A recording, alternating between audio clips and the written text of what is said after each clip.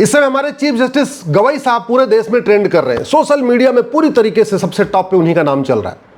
और वो इसलिए चल रहा है कि एक PIL फाइल हुई थी और उसमें मांग की गई थी कि खजुराहो में जो मंदिर के अंदर विष्णु भगवान की खंडित मूर्ति रखी है, जिसमें उनके गर्दन के ऊपर वाले भाग को तोड़ दिया गया है, उसको रिस्टोर करने और वहां दूसरी मूर्ति लगाने की अनुमति दी जाए।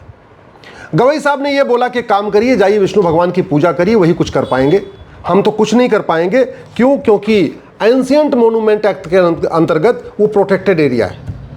उन्होंने दो बातें कही, एक कहा जाइए विष्णु भगवान की पूजा करिए, वही कुछ करेंगे। दूसरा कहा हम कुछ नहीं कर सकते क्योंकि एंशिएंट मोन्यूमेंट एक्ट के अंतर्गत ये प्रोटेक्टेड है। पहले वाले पार्ट पे उबाल आ गया, लेकिन दूसरा जो उन्होंने कहा था उसको किसी ने ध्यान दिया ही नहीं। अब सोशल मीडिया में पूरी तरीके से गवई साहब की जन्म कुंडली पूरी खंगाली जा रही है। बहुत सारे लोग कह रहे हैं कि उनके पिताजी, उनका नाम खुद रामकृष्ण गवई है और रामकृष्ण भगवान विष्णु के अवतार होते हैं, फिर वो विष्णु विरोधी कैसे हो सकते हैं। बहुत सारे कहते हैं कि उन्होंने बुद्धिज्म अडॉप्ट कर लिया, इसलिए उनको भगवान विष्णु से दिक्कत है, वो भगवान विष्णु से नफरत करते हैं, ऐसा भी लोग लिख रहे हैं। बहुत सारे लोग कह रहे हैं कि उनके पिताजी का नाम तो रामकृष्ण सूर्यभान गवई था, सूर्यभान भानु भास्कर भगवान सूर्य के नाम पे है, और रामकृष्ण उनके खुद ही भगवान विष्णु के अवतार, तो उनके फादर का नाम रामकृष्ण सूर्यभान गवई, उनका खुद का नाम भूषण रामकृष्ण गवई, फिर वो विष्णु विरोधी क्यों हो गए हैं, हिंदू विरोधी क्यों हो गए। ऐसे दुनिया भर की बातें लिखी जा रही है। कुछ लोग कह रहे हैं कि गवई साहब झूठ बोलते हैं कि उन्होंने तो झुग्गी बस्ती में पढ़ाई किया, क्योंकि उनके पिताजी तो 3 राज्यों के गवर्नर रह चुके हैं, बिहार के, केरल के, सिक्किम के, और उनके पिताजी लोकसभा के भी सदस्य थे, राज्यसभा के सदस्य थे। ये भी लोग सोशल मीडिया में लिख रहे हैं कि 30 साल तक लगातार वो महाराष्ट्र विधानसभा में थे, 30 साल तक। कुछ लोग ये भी लिख रहे हैं कि गवई साहब का जन्म 1960 में हुआ, जो इस समय चीफ जस्टिस है, और 1964 में, यानी उनके जन्म के 4 साल के बाद ही उनके पिताजी विधायक हो गए थे। तो एक विधायक का बेटा झुग्गी बस्ती में कैसे पढ़ेगा। ऐसे दुनिया भर की बातें लिखी जा रही हैं, मैं उस पर नहीं जाता हूँ। मैं ये कह रहा हूँ कि ये जो समस्या है, इसका समाधान क्या है। भारत के संविधान का आर्टिकल 49 कहता है कि भारत की जो ऐतिहासिक धरोहरें हैं, पौराणिक धरोहरें हैं, उनको संरक्षित करना ये सरकार का काम है। लेकिन इस आर्टिकल 49 का आज तक ठीक से इंटरप्रिटेशन हुआ ही नहीं है।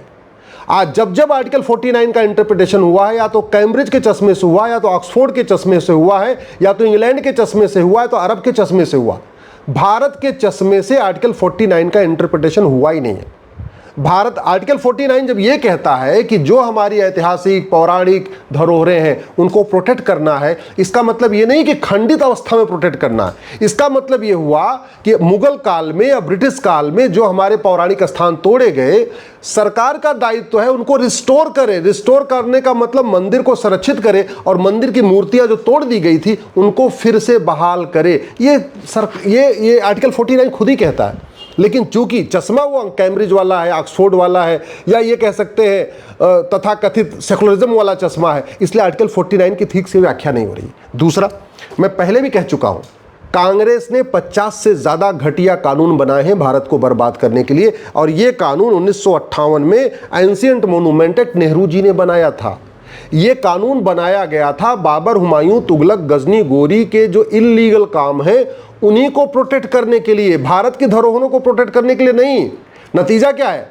औरंगजेब की एक मजार बनी है औरंगाबाद में, और उसको आज तक हटाया नहीं गया, क्योंकि ये कानून कहता है जी वो प्रोटेक्टेड है। मतलब औरंगजेब की मजार को मेंटेन करने पे उस पे वहाँ पुलिस लगी पड़ी है, वहाँ सफाई कर्मी लगे हुए हैं। भारत के टैक्स पेयर के पैसे से औरंगजेब की मजार मेंटेन की जा रही है। भारत के टैक्स पेयर के पैसे से बहुत सारे वहशी दरिंदों की मजार दरगाह प्रोटेक्ट की जा रही है। कायदे से उनका नामो निशान मिटा देना चाहिए था। क्यों मिटा देना चाहिए? क्योंकि संविधान के प्रियम्बल का पहला शब्द ही सोरिन। सोरिन का मतलब संप्रभु। संप्रभु का मतलब न गुलामी का नाम होना चाहिए, न गुलामी का निशान होना चाहिए। हम स्वतंत्र हो गए। स्वतंत्र 2 शब्दों से मिलकर बना, स्वतंत्र, स्वयं का तंत्र, यानी जितना सिस्टम होना चाहिए सब हमारा होना चाहिए। जुडिशियल सिस्टम हमारा, पुलिस सिस्टम हमारा, एजुकेशन सिस्टम हमारा, टैक्स सिस्टम हमारा, एडमिनिस्ट्रेटिव सिस्टम हमारा, सारे सिस्टम हमारे होने चाहिए। और दूसरा, सोरेन का मतलब न गुलामी का नाम होना चाहिए, न गुलामी का निशान होना चाहिए। तो गवई साहब ने जो बात कही है, उनके पहले वाले पार्ट पे तो खूब चर्चा हो रही है, कभी दूसरे वाला पार्ट जो उन्होंने कहा था एंशिएंट मोन्यूमेंट एक्ट से प्रोटेक्टेड है, उसको बदलने की कोई मांग ही नहीं कर रहा। एक जो गलतफहमी है इस देश में, वो केवल जजों को नहीं है, वो नेताओं को भी है, अभिनेताओं को भी है, लेखकों को भी है, बुद्धिजीवियों को भी है, पत्रकारों को भी है, कलमकारों को भी है, यूट्यूबरों को भी है, सामाजिक संस्थाओं के मुखियाओं को भी है। एक क्या गलतफहमी है कि सारे रिलीजन एक समान होते हैं। अगले दिन नबी गवई साहब ने क्या कहा, मैं सभी रिलीजन का सम्मान करता हूं। एक तो पहली बात ये बता दूं कि धर्म और रिलीजन एक समान नहीं होता। धर्म और रिलीजन में कम से कम 20 डिफरेंस है, 20 अंतर है। मेरी PIL चल रही धर्म और रिलीजन के ऊपर, आप लोग गूगल करिएगा धर्म रिलीजन अश्विनी उपाध्याय। 20 अंतर मैंने बताए धर्म और रिलीजन के। और मोटा एक अंतर बता देता हूं जो आज तक माननीय जजों ने कभी इस पर ध्यान नहीं दिया, कि धर्म जोड़ता है, रिलीजन तोड़ता है। धर्म सबको इकट्ठा करता है और मजहब और रिलीजन ये पार्ट पार्ट, टुकड़े टुकड़े करता है, ये बांटता है। धर्म कहता वसुधैव कुटुंबकम, रिलीजन कभी वसुधैव कुटुंबकम की बात नहीं करता। धर्म कहता है नारी तू नारायणी, रिलीजन कभी नारी को नारायणी मानता ही नहीं है। कोई भी रिलीजन नहीं मानता। दुनिया में 1100 रिलीजन है, मुझे एक रिलीजन बताइए जहां पे वसुधैव कुटुंबकम का कॉन्सेप्ट हो, या दुनिया की 1100 रिलीजन में कोई एक रिलीजन बताइए जहां नारी तू नारायणी का कॉन्सेप्ट हो। धर्म कहता है यत्र नारस्तु पूज्यते रमन्ते तत्र देवता, ये मनुस्मृति में लिखा हुआ है। जिस मनुस्मृति को दुनिया भर के लोग जलाते रहते हैं, खासतौर पे जो बुद्धिज्म फॉलो कर चुके हैं, तथा कथित अंबेडकर जी के जो अपने आप को भक्त बताते हैं, वो दुनिया भर की मनुस्मृति के ऊपर बात करते हैं। अरे उसी मनुस्मृति में लिखा हुआ है यत्र नारस्तु पूज्यते रमन्ते तत्र देवता, जहां नारी की पूजा होती है वहां देवता निवास करते हैं। ये मनुस्मृति में लिखा हुआ है। दुर्भाग्य देखिए, दुनिया की किसी भी रिलीजन में ये नहीं बात नहीं लिखी है जहां नारी की पूजा होती है वहां देवता निवास करते हैं, फिर भी कहते हैं सारे रिलीजन एक समान होते हैं। और मनुस्मृति को क्रिटिसाइज किया जाता है, और जहां बाकी रिलीजन में, जहां बहुत सारे ऐसे भी रिलीजन है जहां महिलाओं को थर्ड क्लास का भी अवसर नहीं है, थर्ड क्लास का भी जो है नागरिक नहीं माना जाता, जहां महिला पुरुष को एक समान माना ही नहीं जाता, जहां माता पिता को एक समान माना नहीं जाता, जहां भाई बहन को एक समान माना नहीं जाता, उनको कह रहे नहीं हम सबका सम्मान करते हैं, हम सबको एक बराबर मानते हैं। धर्म कहता है सर्व मंगल मांगल्य, सबका मंगल हो, सबका कल्याण हो। किसी एक भी रिलीजन में मुझे आप कहीं लिखा हुआ दिखा दीजिए कि जहां लिखा हो कि पूरी दुनिया में सबका कल्याण हो। ना, रिलीजन कहता है मेरे रिलीजन वाला का कल्याण हो, बाकी रिलीजन वाले तो भाड़ में जाए, बाकी रिलीजन वाले तो जहन्नुम में चले जाएं, बाकी जो हमारे रिलीजन को नहीं मानता वो तो जहन्नुम में जाए, जो हमारे रिलीजन को नहीं मानता वो तो हेल में जाएगा, जो हमारे रिलीजन को नहीं मानता उसको जलाया जाएगा, ये रिलीजन कहता है। फिर भी हमारे माननीय जज, माननीय बुद्धिजीवी और बहुत सारे लोग कहते हैं सारे रिलीजन एक समान होते। धर्म कहता है सर्वे भवन्तु सुखिनः, सब लोग सुखी रहे, वनस्पति शांति, सब लोग, जानवर भी सुखी रहे, इंसान भी सुखी रहे, वनस्पतियां भी हरी भरी रहे, ये कहता धर्म। किसी रिलीजन में सर्वे भवन्तु सुखिनः का कॉन्सेप्ट ही नहीं है। मैं माननीय गवई साहब से विनम्रता पूर्वक हाथ जोड़ के निवेदन कर रहा हूं, और सभी से मैं हाथ जोड़ के निवेदन कर रहा हूं, पहले इस धर्म और रिलीजन के अंतर को समझिए। आपने धर्म और रिलीजन को आपने कभी गहराई समझने की कोशिश नहीं किया। धर्म और रिलीजन में 20 अंतर है। इस देश में एक बहुत बड़ी गलतफहमी चल रही है कि वेद पुराण एक समान, वेद पुराण बाइबल कुरान एक समान है। और ये कौन लोग कह रहे हैं जिन्होंने न कभी वेद पढ़ा, न पुराण पढ़ा, न बाइबल पढ़ा, न कुरान पढ़ा, फिर भी कह रहे हैं वेद पुराण बाइबल कुरान एक समान है। मैं तो कह रहा हूँ अगर ट्रायल करना है तो अपने नाती पोते को, एक नाती पोते को वेद पुराण पढ़ा दीजिए और एक नाती पोते को बाइबल कुरान पढ़ा दीजिए, आपको 5 साल के बाद अंतर समझ में आ जाएगा कि वेद पुराण बाइबल कुरान एक समान नहीं होता। अगर आपको वास्तव में समझना है, बहुत सारे लोग कहते हैं सारे रिलीजन समान होते हैं, इसका मतलब गीता, उपनिषद और रामायण और हदीस एक समान हो गई।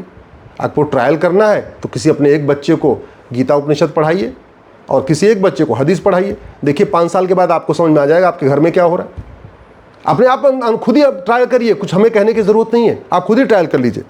बहुत सारे लोग कहते हैं कि नहीं सारे स्कूल एक समान होते हैं, गुरुकुल, मदरसा, मिशनरी स्कूल एक समान है। तो एक काम करिए, अपने किसी एक नाती पोते को गुरुकुल भेज दीजिए, एक नाती पोते को कुछ दिन के लिए मदरसा भेज दीजिए, और एक नाती पोते को किसी मिशनरी कॉन्वेंट स्कूल में भेज दीजिए, और 5 साल के बाद आप खुद ही घर में समझ में आ जाएगा कि आपको, फिर आप कहेंगे नहीं, गुरुकुल, मदरसा, मिशनरी स्कूल एक समान नहीं होता। आप 5 साल के बाद खुद ही कहेंगे कि बाइबल, कुरान, वेद, पुराण एक समान नहीं होता। आप 5 साल के बाद खुद ही कहेंगे कि वेद, उपनिषद और हदीस एक समान नहीं होता। लेकिन ये अभी आप इसलिए कह रहे हैं कि आपने न इधर पढ़ा, न उधर पढ़ा, न इसको देखा, न उसको देखा, न उसको जाना, न उसको जाना। हाँ, एक आप बहुत बढ़िया ऐसी स्थान पे बैठे हैं जहाँ एकदम सुरक्षा है, कोई दिक्कत नहीं है, और फिर इसलिए आपको वहाँ लगता है सब एक समान है। पढ़ा आपने कुछ नहीं। बहुत सारे ऐसे लोग कहते हैं कि सारे रिलीजन एक समान, अगर सारे रिलीजन एक समान का मतलब कि जो जैनिज्म में सिखाया जाता है, जो बुद्धिज्म में सिखाया जाता है, जो सिखिज्म में सिखाया जाता है, वही इस्लाम और क्रिश्चियनिटी में सिखाया जाता है। अगर ऐसा है तो जैन अलगाववादी क्यों, जैन में कोई आतंकवादी क्यों नहीं पैदा होता? बुद्धिज्म फॉलो करने वाला कोई आतंकवादी क्यों नहीं पैदा होता? ये आपको सोचना पड़ेगा, आपको खुद ही समझना पड़ेगा। बहुत सारे लोग कहते हैं मंदिर मस्जिद चर्च एक समान है। अरे भैया, मंदिर मस्जिद चर्च एक समान नहीं होता। मस्जिद में कहा जाता है कि हमारा टारगेट है पूरी दुनिया इस्लाम को फॉलो करे। चर्च में कहा जाता है कि पूरा दुनिया क्रिश्चियनिटी को फॉलो करे। और मंदिर में कहा जाता है पूरी दुनिया इंसानियत को फॉलो करे। मंदिर में कभी ये नहीं कहा जाता कि पूरी दुनिया को कन्वर्ट करके हिंदू बना लो। तो आप अगर ये कह रहे हैं कि मंदिर मस्जिद और चर्च एक समान है, तो कहीं ना कहीं आपकी ज्ञान में कुछ कमी है, आपने पूरे कॉन्सेप्ट को समझा ही नहीं। मैं आशा करता हूँ कि ये वीडियो हमारे सारे बुद्धिजीवी सुनेंगे, पढ़ेंगे। मैं आपसे आग्रह कर रहा हूँ, इस वीडियो को अपने जानने वाले सभी नेताओं, अभिनेताओं, लेखकों, बुद्धिजीवियों को भेजिए, पत्रकारों, कलमकारों को भेजिए। खासतौर पर अगर आपके जानने वाले कोई जज है तो उनको ज़रूर भेजिए।